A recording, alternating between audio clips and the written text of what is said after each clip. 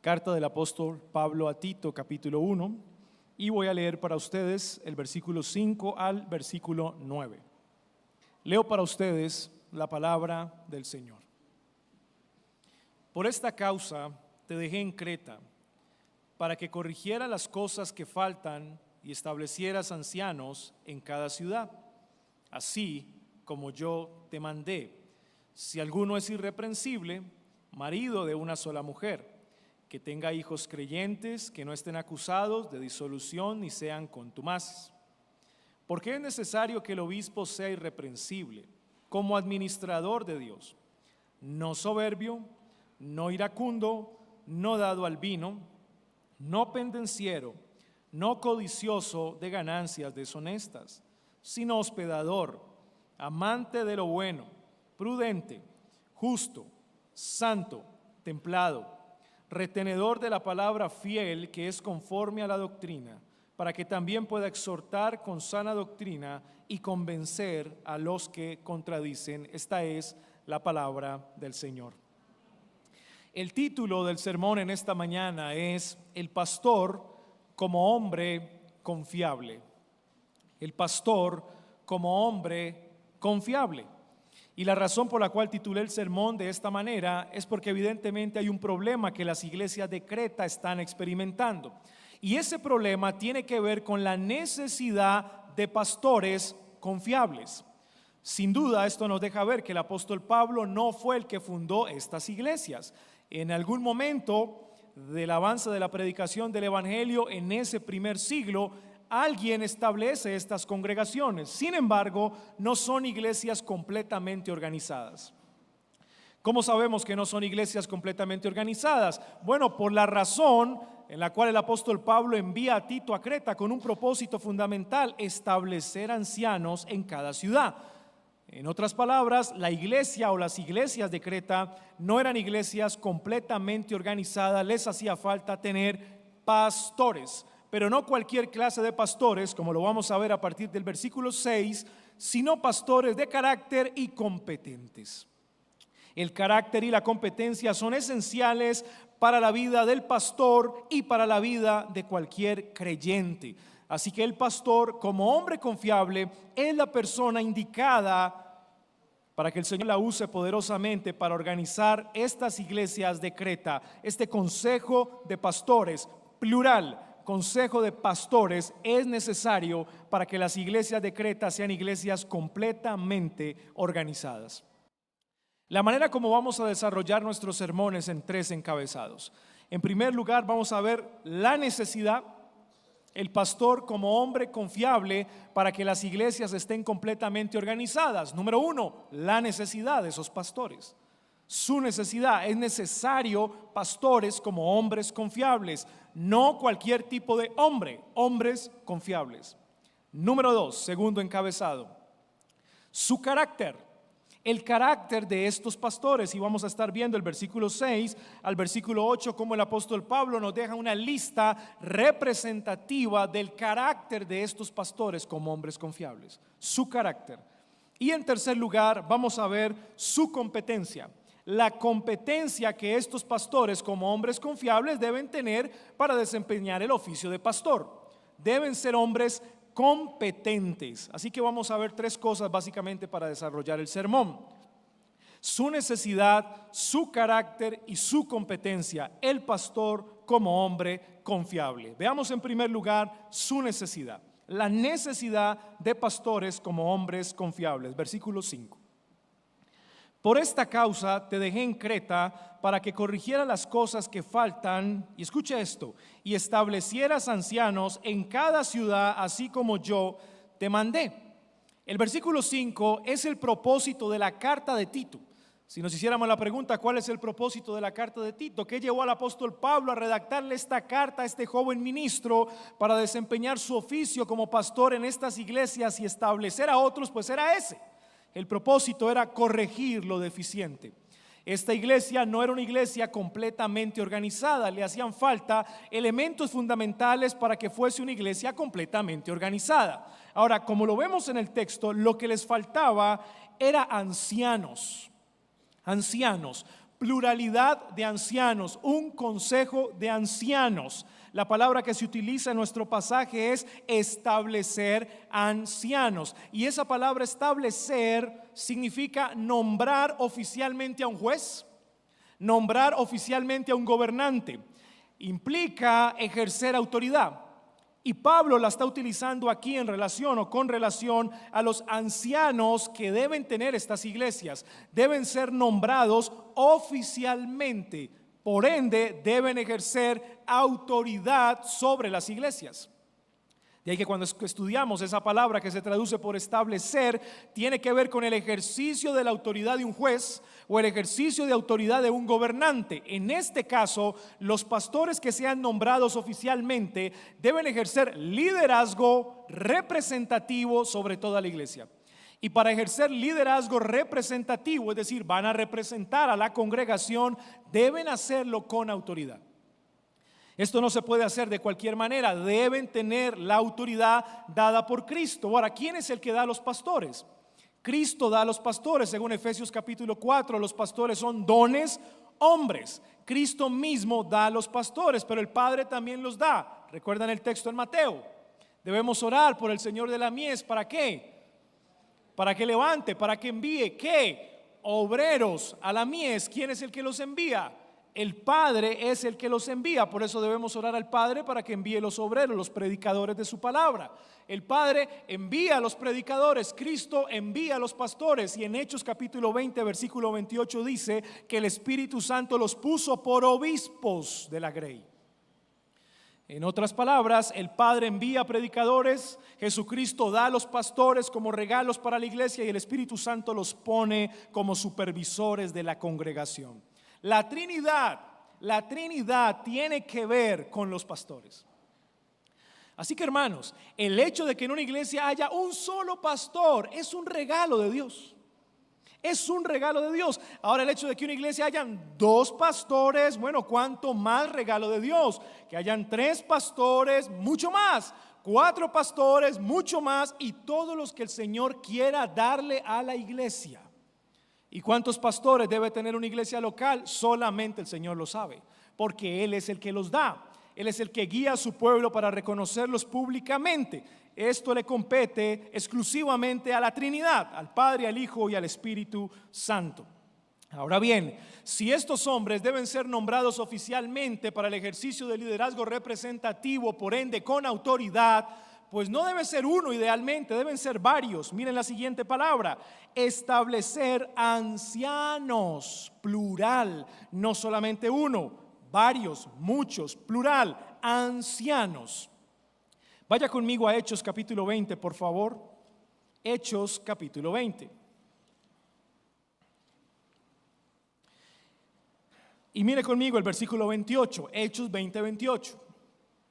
Lucas dice lo siguiente: por tanto, mirad por vosotros y por todo el rebaño en que el Espíritu Santo os ha puesto por obispos. ¿Para qué? Apacentar la iglesia de Dios, la cual ganó por su propia sangre. ¿Qué hacen los obispos? Apacentar la grey de Dios, la iglesia del Señor. ¿Y a quién le corresponde apacentar? A los pastores. Entonces los pastores y los obispos son el mismo oficio, no son oficios diferentes. Es el mismo oficio. Ser pastor o ser obispo es el mismo oficio, el cual se encarga de apacentar. ¿Qué significa la palabra apacentar? Alimentar a la grey, llevarla a buenos pastos, darle lo que necesita, suplir su necesidad espiritual. ¿A través de qué? A través de la enseñanza de la palabra del Señor. Obispos, ancianos y pastores es el mismo oficio, no son oficios diferentes. Desempeñan funciones, pero es el mismo oficio. Ahora vaya conmigo a Primera de Pedro, por favor. Primera de Pedro, capítulo 5. Primera de Pedro, capítulo 5, versículo 1 y versículo 2.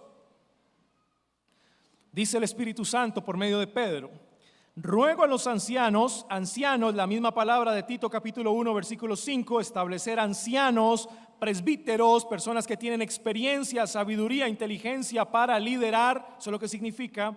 Dice aquí: ruego a los ancianos que están entre vosotros, yo anciano, Pedro también con ellos y testigo de los padecimientos de Cristo, participante también de la gloria que ha de ser revelada. ¿Qué deben hacer los ancianos? Versículo 2. Apacentar la grey. ¿A quién se le dijo que debían apacentar la grey? A los obispos de Hechos capítulo 20, versículo 28.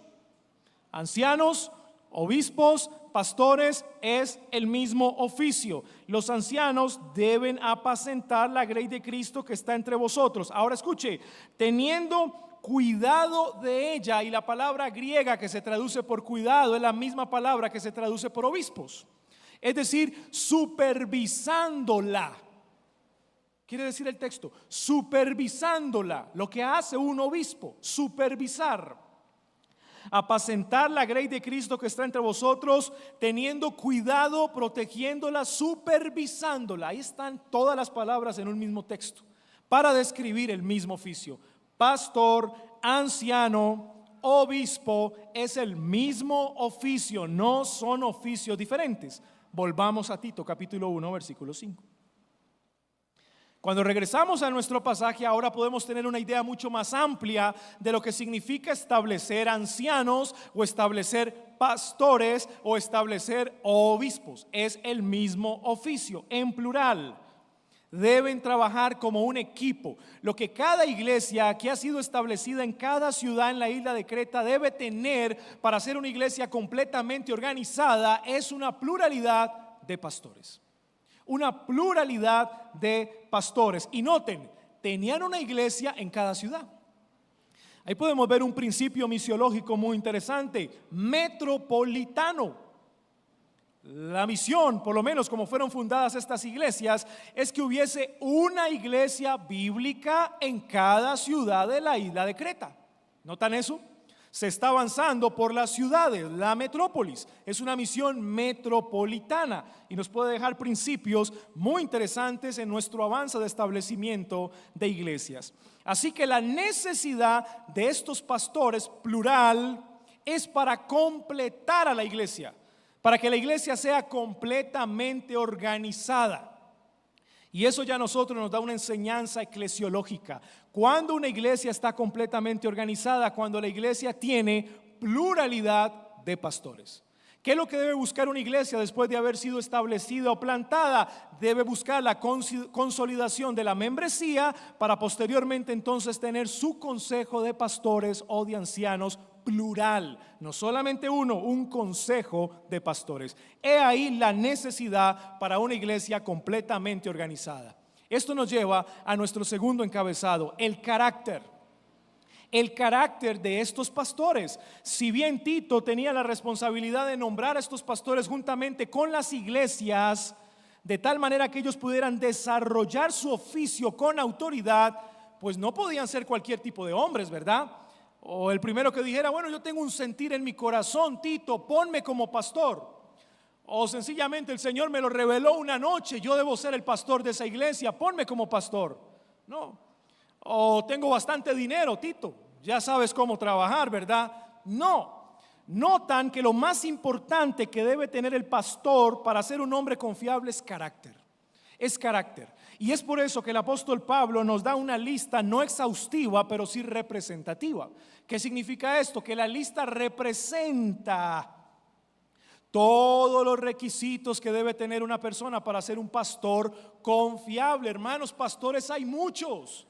Pastores hay muchos, así como cristianos hay muchos y teólogos hay muchos. Pero cristianos confiables, teólogos confiables, pastores confiables, hay muy pocos. Hay muy pocos. Y el propósito del apóstol Pablo no es nombrar cualquier tipo de pastor, pastores confiables. Por eso el carácter es muy importante y nos da una lista representativa, no exhaustiva. Ahora bien, cuando analizamos la lista nos damos cuenta de dos cosas. Lo primero, lo que estos pastores deben ser. Se está apuntando primero al ser, lo que ellos son en Cristo, lo que deben ser. Y número dos, lo que no deben ser. Llama la atención el por qué primero el Espíritu Santo a través de Pablo se está enfocando en lo que somos antes de lo que hacemos. primero es lo que somos, luego lo que hacemos. Así que, ¿qué debemos ser y qué no debemos ser? Ahora, el pastor, como hombre confiable, primero debe ser irreprensible. Miren el versículo 6. Si alguno es irreprensible, y se repite en el versículo 7, porque es necesario que el obispo, ya sabe, pastor o anciano, sea irreprensible como administrador o mayordomo de Dios. Ahora, la palabra irreprensible significa que no tenga una acusación verídica públicamente. Hermano, la palabra irreprensible no significa que no sea acusado. Jesucristo fue el mejor líder de la historia, es el príncipe de los pastores y lo acusaron. Pero ese no es el problema no es la acusación, el problema es la acusación veraz. Notan lo que el Señor Jesucristo le dijo a los discípulos en Mateo capítulo 5 hablando del sermón del monte. A muchos los van a perseguir, van a hablar mal de ustedes, los van a vituperar así como hicieron con los profetas, pero mintiendo. ¿Sabe lo que eso significa? Los van a acusar por ser discípulos de Cristo, pero no con veracidad, falsamente. Sin justa causa, injustamente los van a acusar. Así que nosotros no podemos huir de las acusaciones del mundo. No vamos a huir. Cristo fue acusado. Los discípulos de Cristo fueron acusados. Los cristianos van a ser acusados. Los pastores vamos a ser acusados. Eso es una realidad que no vamos a evitar. Pero no podemos ser acusados verazmente, públicamente. Es lo que significa la palabra irreprensible. Una acusación veraz pública en contra del pastor. Ahora, cuando pensamos en el término irreprensible en el contexto, quiere decir que tiene un sentido abarcante. ¿Qué significa eso? Significa que el pastor debe ser irreprensible en todo lo que Pablo va a mencionar a continuación. Miren el primer ejemplo. Debe ser irreprensible siendo marido de una sola mujer. Ahora note la palabra una sola. Eso comunica fidelidad. El pastor debe ser un hombre fiel. Debe ser un hombre fiel a su esposa. Y yo sé que hay muchas preguntas en torno a este pasaje, a esta expresión. Sin embargo, el mensaje que se comunica de manera directa a Tito es que él debe tener cuidado de que los pastores que van a ser nombrados oficialmente sean fieles a sus esposas. ¿Y qué pasa cuando un pastor comete adulterio? Es infiel ante su esposa. Bueno, ya no es irreprensible siendo marido de una sola mujer. Por ende, está descalificado. Está descalificado. Ahora, ¿con qué autoridad un pastor, luego de haber adulterado, va a exhortar a la iglesia a no adulterar? Bueno, usted puede ser muy romántico, mi querido hermano, con el pensamiento y decir, bueno, en 10 años veremos. No, en 10 años no lo vamos a ver. En 10 años veremos a ver qué pasa con ese hombre. Bueno, el Señor tendrá misericordia de él. Pero hay algo que usted tiene claro, siendo oyente, que un hombre que ha cometido adulterio no va a venir a usted a corregirlo en su adulterio. Y número 2, no va a tener la autoridad para corregir a nadie de su adulterio porque él es adúltero. O sea, tiene sentido. Tiene sentido que la palabra irreprensible esté relacionada con los requisitos que siguen a continuación. Debe ser irreprensible siendo marido de una sola mujer, siendo fiel. Segundo, debe ser irreprensible teniendo hijos creyentes que no estén acusados de disolución ni sean contumaces. Y esa palabra contumaz significa rebelde. Ahora acompáñeme a la primera carta de Pablo a Timoteo capítulo 3. Miren lo que dice Pablo en 1 de Timoteo capítulo 3 respecto a este requisito. Capítulo 3, versículo 4. Que gobierne bien su casa, que tenga sus hijos en sujeción con toda honestidad, pues el que no sabe gobernar su propia casa, ¿cómo cuidará de la iglesia de Dios? Notan que el énfasis del pasaje en Timoteo es la sujeción de los hijos a los padres. Pero ahora la palabra que se traduce aquí es que esos hijos sean creyentes. La pregunta que surge es, entonces, ¿los pastores pueden salvar a sus hijos? ¿Los pastores pueden regenerar a sus hijos? Por mucho que ore un pastor, le predique la palabra un pastor a su hijo y le modele a Cristo, ¿eso será suficiente para que sus hijos se salven?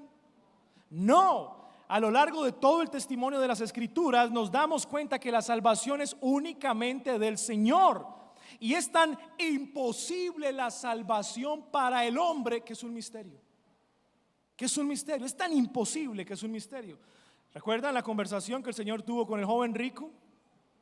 Él no lo entendió y él se fue triste. ¿Y cuál fue la reacción de los discípulos de Cristo? Entonces, ¿quién va a poder hacer estas cosas? Ellos están viendo su imposibilidad para salvar a una persona y Jesucristo no les dijo: tranquilos, yo les daré el poder para que lo hagan. No les dijo eso. Él les dijo: lo que para ustedes es imposible, ¿para qué? Para Dios es posible. Es tan sobrenatural la salvación que el único que puede salvar es Dios. Es el único que puede salvar. Entonces, por mucho que el pastor ore por los hijos, le predique a los hijos y le modele a Cristo a los hijos, no los va a regenerar. El que hace eso es el Espíritu Santo. De la misma manera como el Espíritu Santo regenera al hijo de cualquier persona de la iglesia. Exactamente igual. Pero entonces, ¿cuál es el énfasis? La palabra que se traduce por creyentes también se puede traducir como fieles. ¿Qué significa eso? Por lo menos se espera que los hijos del pastor modelen obediencia a la instrucción de sus padres. Por lo menos eso, ¿no? Algo tiene que pasar. Por lo menos deben ser fieles a la instrucción de su padre, es decir, obedientes a la instrucción de su padre. Pues sin duda el pastor debe modelar el gobierno a su casa, y parte del gobierno a su casa es que sus hijos sean obedientes a la instrucción de sus padres.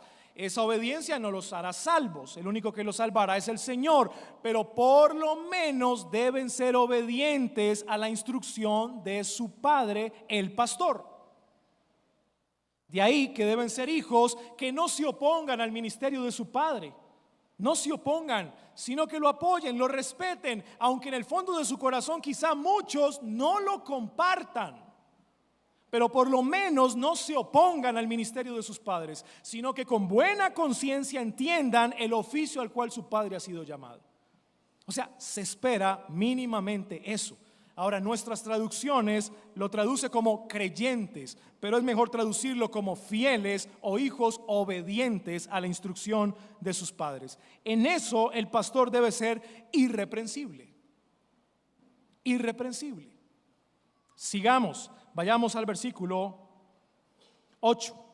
Estamos viendo lo que él debe ser, ¿no? Irreprensible, siendo fiel a su esposa, irreprensible para que sus hijos sean obedientes. Versículo 8, debe ser hospedador, amante de lo bueno, prudente, justo, santo, dominio propio, templado. Debe ser una persona que tiene dominio propio. Ahora miren estos requisitos. Hospedador.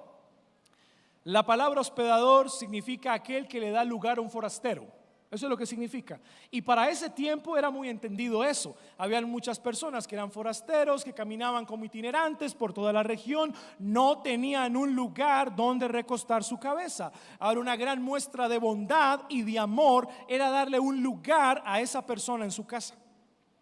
Ahora, para ese tiempo, pues era algo que se aceptaba comúnmente y se veía como un gran gesto de bondad y de amor. Pero el principio que hay detrás de este requisito es la bondad, son las buenas obras. El pastor debe modelar buenas obras, debe modelar bondad, debe ser un hombre que se va a proponer a ser bondadoso. O sea, no esperamos que el pastor sea la persona o la última persona a la cual le vamos a pedir ayuda o le vamos a pedir un favor. No, debe ser la persona que está dispuesta siempre a ayudar a los demás, a mostrar bondad, a hacer buenas obras. Ahora mira el siguiente requisito: amante de lo bueno. No solamente él proponerse a hacer buenas obras, sino amar a aquellos que las hacen.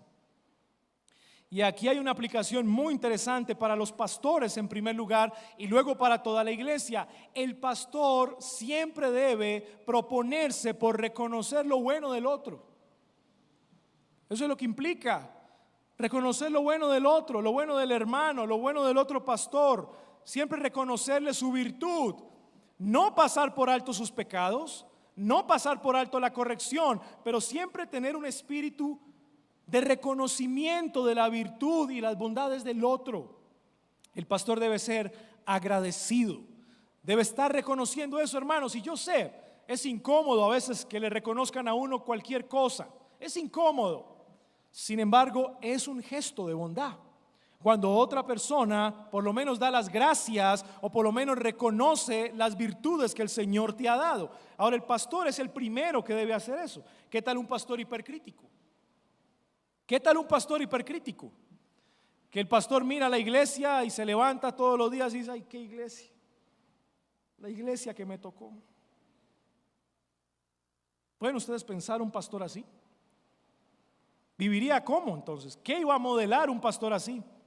Y está preparando el sermón para el domingo y otra vez el mensaje. ¿Qué tal esa actitud de un pastor? Evidentemente el pastor tiene etapas de su vida, picos altos, otros bajos, en fin. Sin embargo, no es la actitud que el pastor debe tener. Debe amar lo bueno, debe estar siempre motivado por el Señor para ver lo bueno que el Espíritu Santo hace en medio de la iglesia, a pesar de la iglesia. A pesar de la iglesia, amante de lo bueno, prudente, discernir entre lo bueno y lo malo. Y esta palabra prudente también es la palabra decoroso. En 1 de Timoteo capítulo 3 significa pensar antes de hablar. Pensar antes de hablar. Un pastor prudente primero debe pensar antes de hablar, porque todo lo que él diga será usado en su contra. Sin duda alguna, en su contra, porque lo dijo el pastor, lo dijo el pastor. Y puede que no nos presten atención en muchas cosas, pero si el pastor llega a decir algo que no es, ahí sí, lo dijo el pastor. Él lo enseñó, él lo dijo un día en la clase, en una predicación, yo se lo escuché. Así que el pastor debe ser un hombre prudente, decoroso. El decoro pastoral está en la forma de hablar. Sí, yo sé que se puede ampliar un sentido abarcante el decoro a la hora de vestir, en fin, en muchas cosas, pero principalmente la prudencia y el decoro del pastor está en la forma de hablar, como el pastor se expresa, la manera como dice lo que dice. Prudente, justo, santo, templado, que tenga dominio propio. Debe ser un hombre íntegro. ¿Qué significa eso? Pues que siempre está tratando de darle ejemplo a la iglesia de obediencia, de oración, de piedad. En ninguno de estos requisitos se dice que el pastor es un hombre perfecto. De lo contrario, nadie sería pastor. Nadie sería pastor. O un hombre que nunca peque. No, nadie sería pastor. Sin embargo, hay un modelo. El pastor se debe convertir en un modelo para la iglesia. Él sigue el modelo de Cristo y debe convertirse en un modelo para la iglesia en todos los asuntos de piedad y santidad. Por lo menos se espera que el pastor tenga la capacidad de distinguir entre lo bueno y lo malo, en una conversación, en una visita, en cualquier sea la situación. Él debe tener esa capacidad de discernir, porque es santo, es apartado, es consagrado por el Señor para un propósito particular y debe tener dominio propio. Dominio propio. ¿Qué tal un pastor que no tenga dominio propio? Debe procurar, con la ayuda del Espíritu Santo, a modelar ese dominio propio. Ahora, ese dominio propio lo vamos a ver más a detalle en el versículo 7. Lo que no debe ser. ¿Notan? Lo que él debe ser, ya lo vimos. Ahora veamos lo que no debe ser. Versículo 7.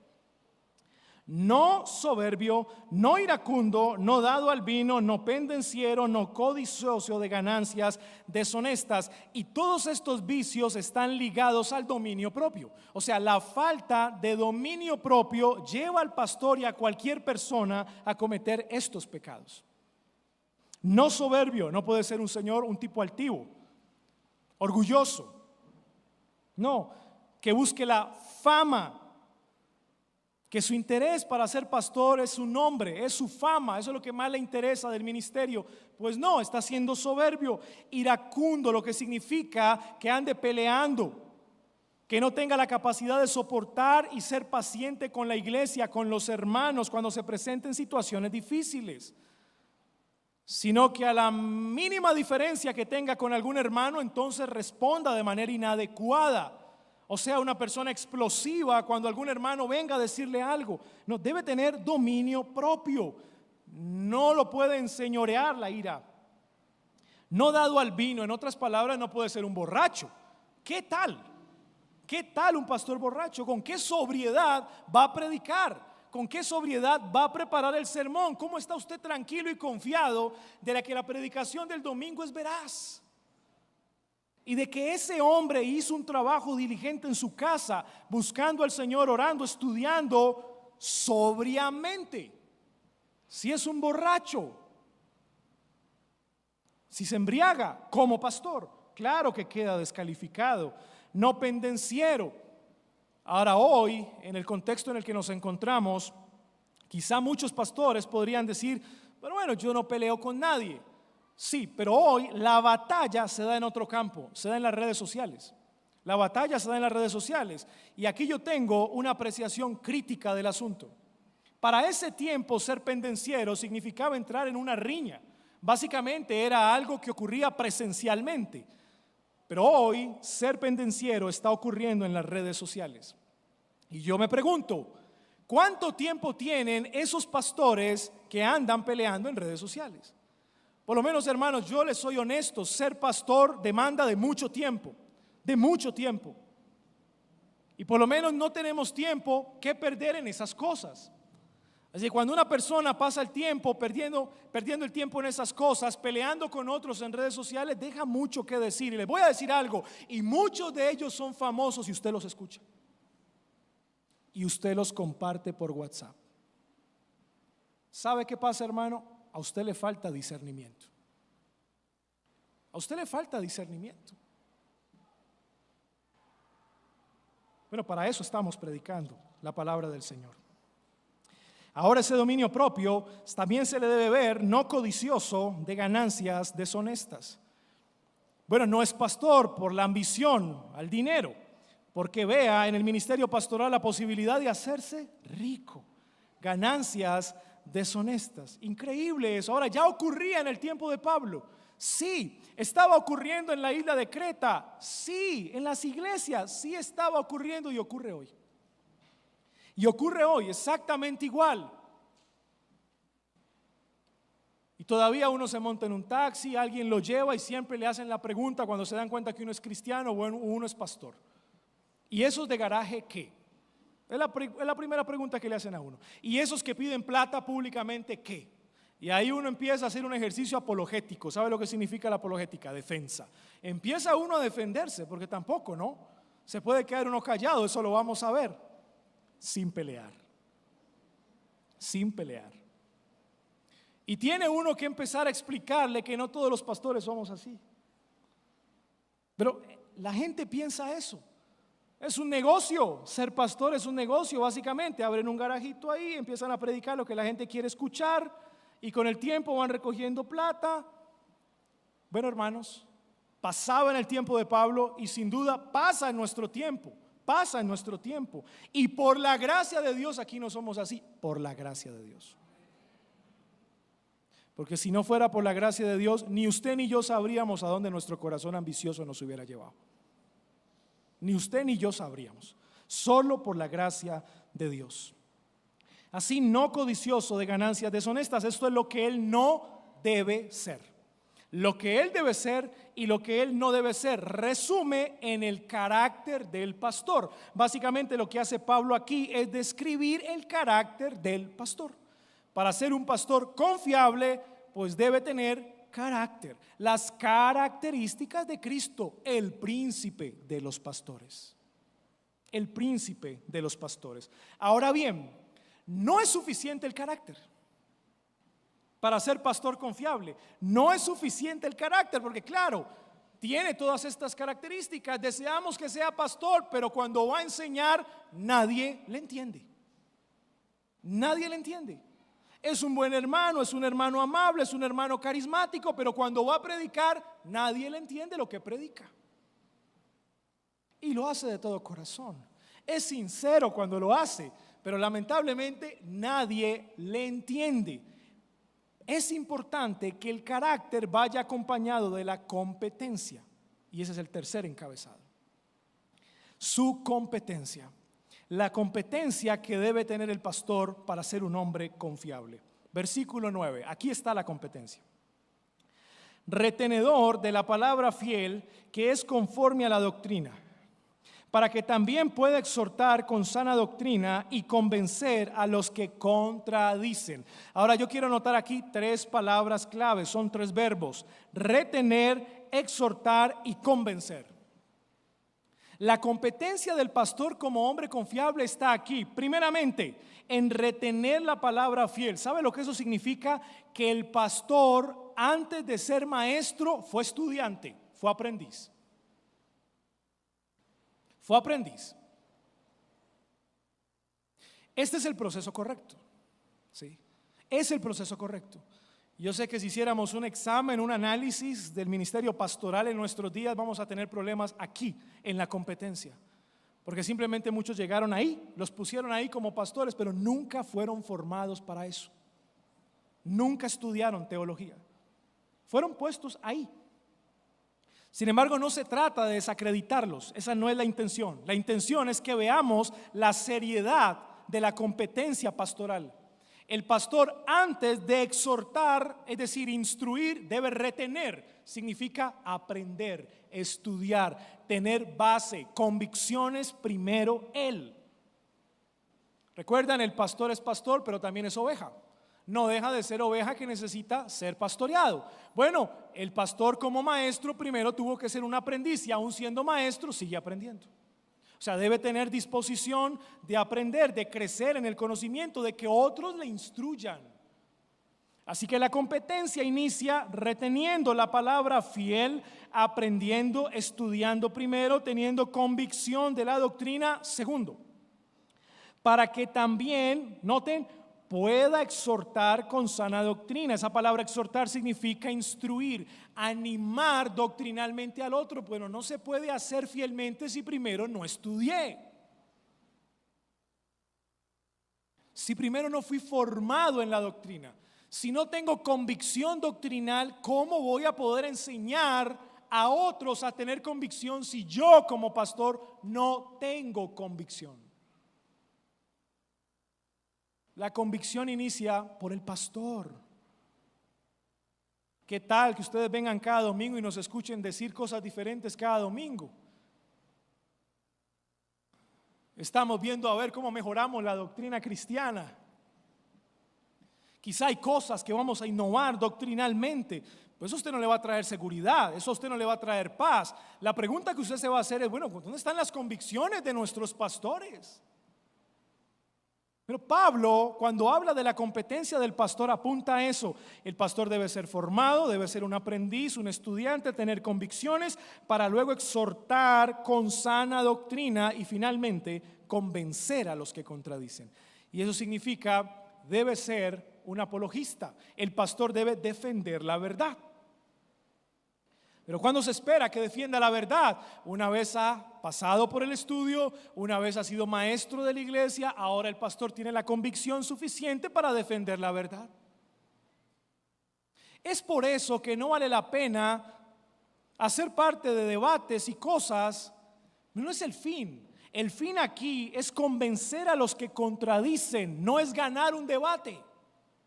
Notan, el fin no es ganar el debate, es convencer al que contradice. Y la única manera de hacerlo es conociendo bien la doctrina, reteniéndola, enseñándola continuamente con gran convicción. Es la única manera. Esta es la competencia. ¿Cuál es la competencia? Según Pablo en la primera carta a Timoteo capítulo 3, que tenga el don de enseñanza. Este es el don de enseñanza. Notan, es un don que se va formando, se aprende, se ejercita y luego ese don se perfecciona en la apologética, en la defensa de la verdad. Hermanos, la necesidad del pastor como un hombre confiable para que una iglesia esté completamente organizada. He aquí, ese hombre debe tener carácter, pero al mismo tiempo debe ser competente. Bien, ¿recuerdan la fórmula que les expliqué en la primera carta de Pablo a Timoteo? En la segunda carta de Pablo a Timoteo, capítulo 2. Ahí vimos una fórmula muy interesante. Segunda carta de Pablo a Timoteo, capítulo 2, versículo 2. Miren la fórmula. Y lo que has oído de mí entre muchos testigos, esto encarga a hombres que fieles, que tengan el carácter, según Tito capítulo 1, versículos 6 al 8, el carácter, que sean ¿qué? Idóneos, según Tito capítulo 1, versículo 9, competentes, ¿notan? Para enseñar también a otros. Carácter más competencia sobre tiempo igual confiabilidad. Bueno, para ser un pastor confiable, según Tito capítulo 1, versículos 5 al 9, hay que ser hombres de carácter y de competencia. ¿Y cómo prueba Tito esto? En el tiempo. En el tiempo. La fórmula se repite en la carta de Tito. Es la misma fórmula. Carácter más competencia sobre el tiempo igual confiabilidad. ¿De qué sufren estas iglesias que no están completamente organizadas? De confianza. De confianza. ¿De qué sufre la iglesia de Éfeso cuando sus líderes fallaron? De confianza. Es una iglesia desconfiada que necesita un pastor confiable. Y no se puede ser confiable sin tener carácter, pero también sin tener la competencia para desempeñar el oficio. Repito la fórmula: carácter más competencia sobre tiempo igual confiabilidad.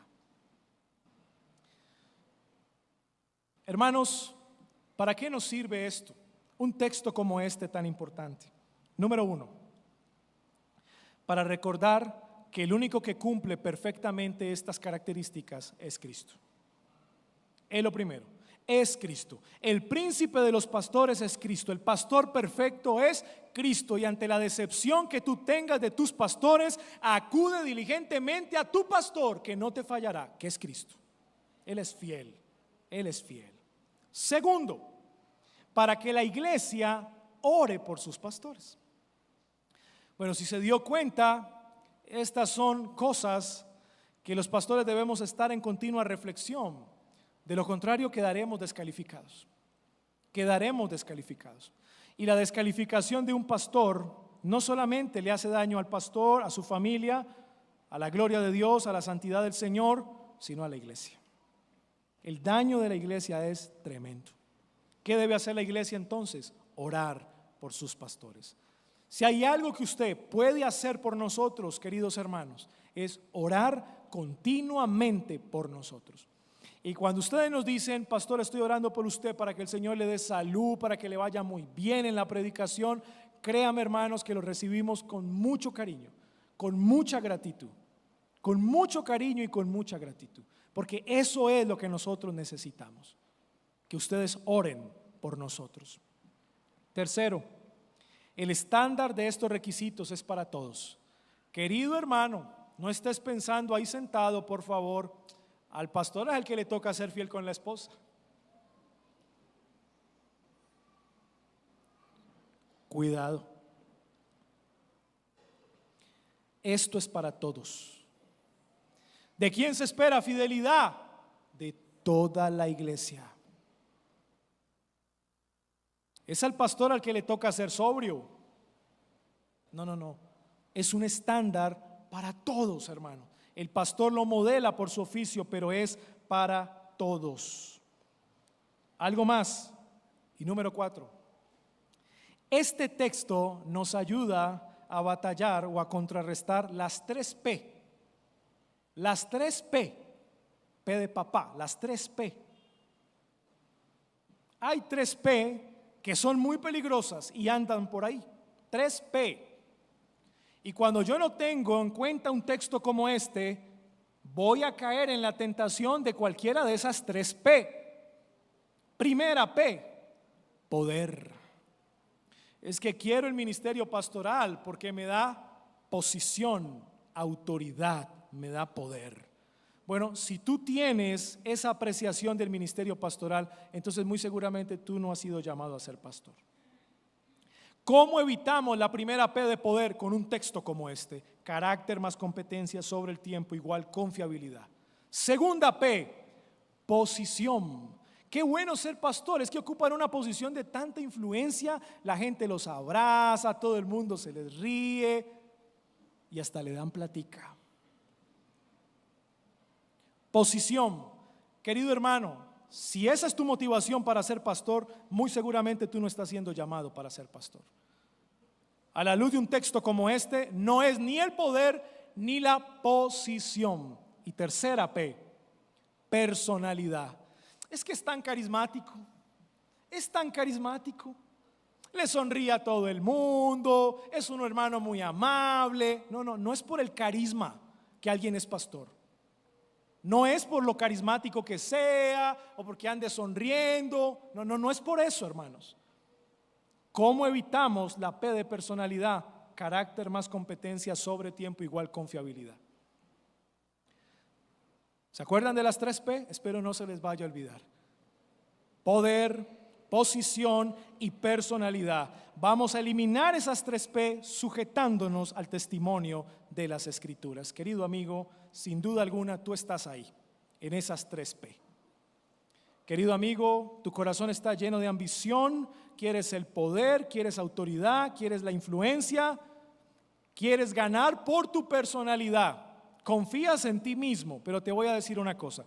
Un texto como este nos dice que la única manera de tener el carácter que el Señor pide es a través de Cristo. Si no vienes a Cristo, no lo vas a tener. Y si no vienes a Cristo, el don, la competencia que Él te dio para que le sirvas a Él, va a ser usado en tu contra en el día del juicio. Porque el Señor te ha dado una competencia, querido amigo, con un fin, que glorifique su nombre. Y si no lo estás haciendo, el don que el Señor te dio será usado en tu contra en el tribunal de Cristo. Ven a Cristo, querido amigo. Ven, corre, abraza a Cristo, el príncipe de todos los pastores. Demos gracias. Padre nuestro, en el nombre de Jesús, te doy gracias por tu palabra. Y gracias por recordarnos un texto como este, tan importante. Ruego que lo uses en la vida del pastor, pero también que lo uses en la vida de toda tu iglesia. En tu nombre oramos. Amén.